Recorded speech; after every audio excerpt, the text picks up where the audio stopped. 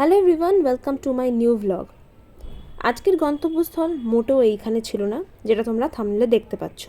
কিন্তু ওই যে একটা প্রবাদ আছে না, কপালে না থাকলে ঘি ঠকঠকালে হবে কি, ব্যাপারটা ঠিক সেরকমই। কপালে যদি না থাকে তাহলে আর কি করা যেতে পারে। আসলে ভেবেছিলাম যে গোলবাড়ির কষা মাংস খাবো, তো এটা নিয়ে একটুখানি গবেষণা করার টাইমে দেখলাম যে গোলবাড়ির কষা মাংস এখন খুবই ওভাররেটেড। সো ডিসাইড করলাম যে রূপাতে যাব। রূপা ছিল শ্যামবাজারে, একটুখানি নর্থ ঘোরা হতো, মানে গঙ্গার পাড় আর কি। সব মিলিয়ে সন্ধেটা একদম জমে যেত, আর সময়ও অনেকটা কাটাতে পারতাম। কিন্তু কি আর করব, আমার বাড়ির থেকে মিত্র ক্যাফের ডিস্টেন্স ঠিক 1 মিনিট, অনলি 1 মিনিট, তাও পায়ে হেঁটে। ভাবো, মানে আমি তোমাদের সাথে কথা বলতে বলতে এইটুকু রাস্তা আসলাম, আর ওই যে হলুদ নীল জায়গাটা দেখা যাচ্ছে ওটাই মিত্র ক্যাফে। আর একে তো তোমরা চেনোই, আগে একবার আমি এর কাছে ধাবা খেয়েছিলাম, তাই তো। কী হয়েছে সাহেব, কী হয়েছে, কী হয়েছে? আচ্ছা ঠিক আছে ঠিক আছে ঠিক আছে, আসতে হবে না, ঠিক আছে। And see what a timing, আমিও এসছি আর সেও চলে এসছে একই সাথে, একই টাইমিংয়ে।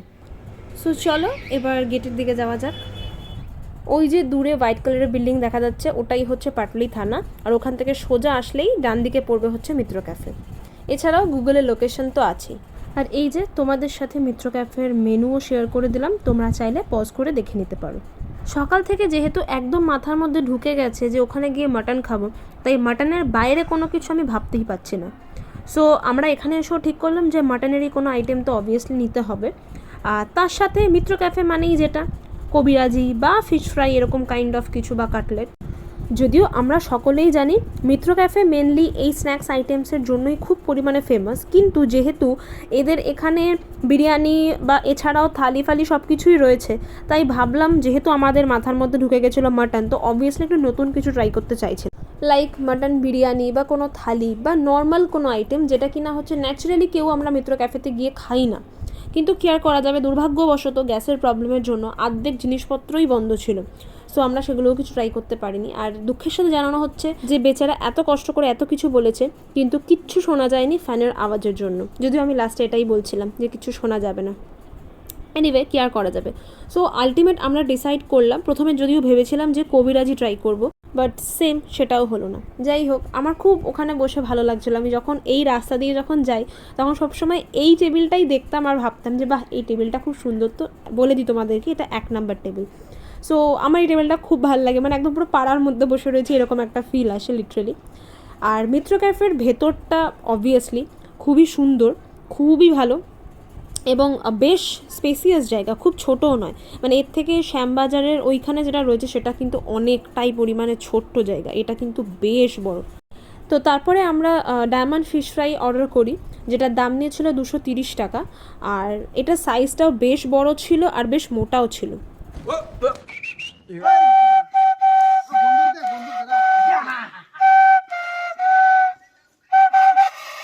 তুমি উল্টো ধরেছো যখন। আমার মনে হয় শায়নের উল্টোডাঙ্গাতে জন্ম হওয়াটা উচিত ছিল, কেননা এর আগেও আমার মনে আছে একবার আমরা লিয়ন্সে গেছিলাম, সেখানেও এইরকমই কেস হয়েছিল যে মোমোতে যে জায়গাতে চাটনি লাগিয়েছিল সেই জায়গা কামড় না দিয়ে উল্টো জায়গা দিয়ে কামড় দিয়েছিল। পুরোনো ভিউয়ার্সদেরও হয়তো মনে থাকলেও থাকতে পারে।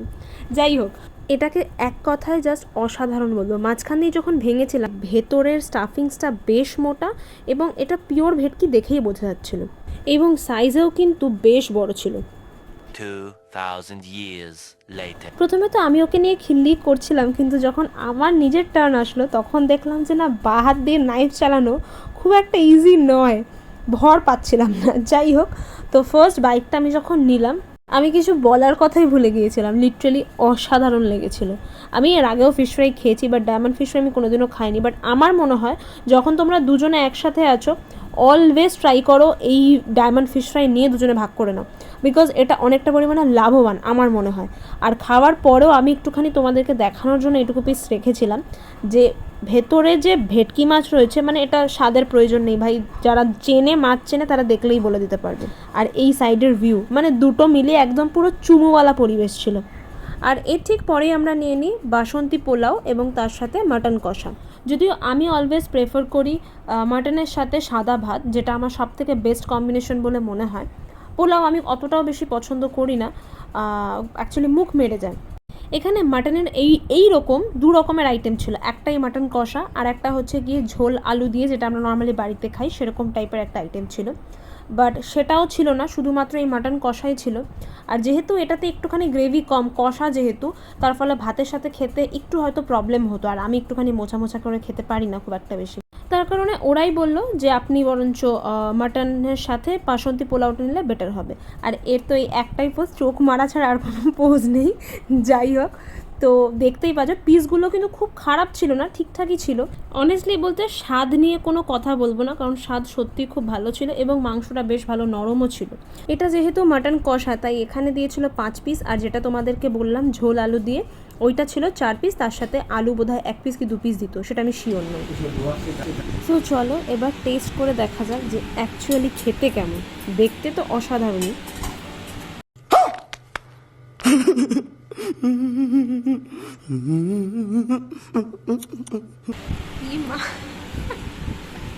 আমি লিটারেলি ভেবেছিলাম যে ও হয়তো চামচটা পরিষ্কার করছে, কারণ চামচ দিয়ে খাবে বলে ও যেরকমভাবে চামচটা পরিষ্কার করে নিয়ে ওখানে রেখে দেবে, আমি এক্সপেক্ট করিনি। देखो इन्हें ये है ओस की बूंदे। क्यों बे ओवर एक्टिंग करता है साला, ओवर एक्टिंग की औलाद। अब तेरे को बराबर होता नहीं क्या बोलने को। चले एक काम कर, 200 रुपए दे और 50 रुपए काट ओवर एक्टिंग की वजह से। ওর এক্সপ্রেশন তো আমরা বিশ্বাস করবে কিনা জানি না, কারণ আমারও বিশ্বাস করতে একটু ডাউটফুল লাগছিল। তাই অনেস্ট রিভিউটা আমি তোমাদের দিচ্ছি, তারপরে বোঝা যাবে যে ওটা ওভার অ্যাক্টিং ছিল নাকি অ্যাকচুয়ালি সত্যি ছিল। যাই হোক, তো ব্যাপারটা হচ্ছে আমি যখন ট্রাই করলাম, পোলাও যদিও আমার খুব পরিমাণে পছন্দের খাবার নয়, যেমনটা আগে বললাম, তাই আমি শিওরলি বলতে পারবো না যে পোলাও কি এরকম একটুখানি মানে চালের ভাত যেরকম যে একদম পুরো নরম হয়ে যায়, আমার পোলাওটা সেরকম লাগেনি। হালকা একটু দানা দানা লেগেছিলো, মানে পুরো সেদ্ধ না হলে যেরকম হয় ওরকম ব্যাপার লেগেছিলো। সো অনেকে এরকমভাবেও খেতে পছন্দ করে পোলাও, আমি শুনেছি। আর একটা জিনিস যেটা, পোলাওয়ের যে কোয়ান্টিটি ছিল সেটা ভালো ছিল না। ভালো ছিল না মানে এটা বলতে চাইছি, একজনের জন্য একটা পোলাও বেশি, দুজনের জন্য কম। তো এই রকম টাইপের কোয়ান্টিটি এটা অনেক রেস্টুরেন্টেই থাকে, এখানে বলে নয়, বাট এই কোয়ান্টিটিটা অ্যাকচুয়ালি খুব বাজে হয়। আর মাংসটার ব্যাপারে নো কমেন্টস, মাংসটা সত্যি খুব ভালো ছিল। যেমন সুন্দর স্বাদ ছিল, তেমন সুন্দর নরম ছিল, তেমন সুন্দর কালার ছিল, মানে ইচ অ্যান্ড এভরিথিং সত্যি খুব ভালো। যদি পয়েন্ট দিতে হয় তো আমি এটাকে 9.5 দেবো। আর যদি বলো যে হাফ পয়েন্ট কেন কাটলাম, কারণ আমরা যখন মাংস কিনছি এতগুলো টাকা দিয়ে, তো অবভিয়াসলি চাইবো যে পুরো যাতে সলিড মাংসই যাতে পাই, অল্প স্বল্প তাতে হাড় থাকুক, তো সেটা চলে। কিন্তু এখানে একটা পিস দিয়েছিলো যেটা কিনা একদমই পুরো হাড়ে ভরা ছিল, তো তার জন্য আমি হাফ পয়েন্ট কেটেছি। এনিওয়ে, আর সত্যি কথা বলতে সেরকম কিচ্ছু বলার নেই। আর অ্যাম্বিয়েন্স নিয়েও তোমাদেরকে প্রথম থেকে বলে এসেছি, কোনো কথা হবে না। সো চলো আজকের মতো এইটুকুই, দেখা হবে খুব শিগগিরই নেক্সট কোনো ভিডিওতে। চ্যানেলে যদি নতুন হয়ে থাকো তো অবশ্যই চ্যানেলটিকে সাবস্ক্রাইব করে দিও, একটুখানি মোটিভেট হবো আর কি। সো টাটা, বাই বাই, সাথে থেকো, পাশে থেকো।